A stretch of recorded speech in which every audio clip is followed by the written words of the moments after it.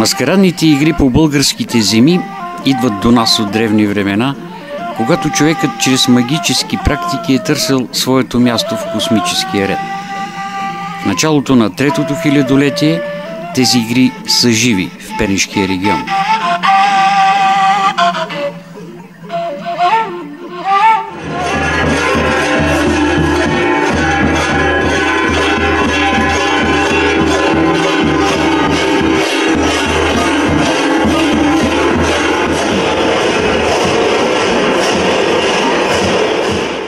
Денят Сурова, 14 януари, Народната нова година, е най-големия празник за населението от Пернишко. Той се отбелязва чрез традиционни маскарадни игри, в които участват няколко хиляди души от десетки села. Наричат ги сурвакари, сурвашкаре, мечкаре. Някога тези игри са били част от ергенската обредност. Днес в тях участват и стотици жени и деца. Много е лошо в една къща, като има хора, да не ти отворят. Това е зла поличка. Не само за селото, но и за къщите, за фамилията. Добре да спи! Приятно ми е да посетите моя дом, за здраве, за щастие, за радост.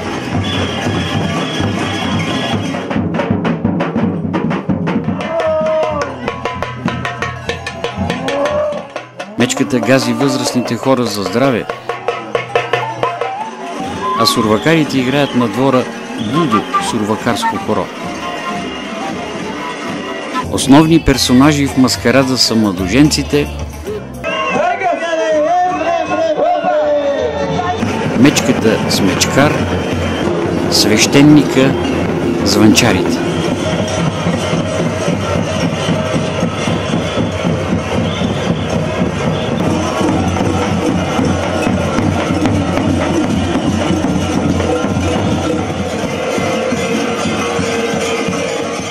Мощният звук на хилядите звънци отеква през планинските ридове и се слива с тези на всички околни села.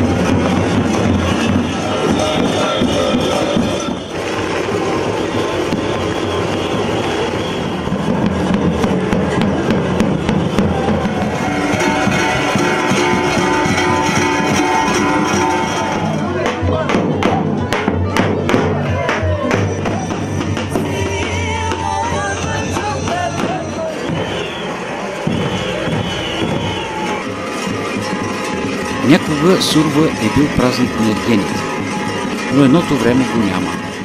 Има го днешното. И децата в обичая.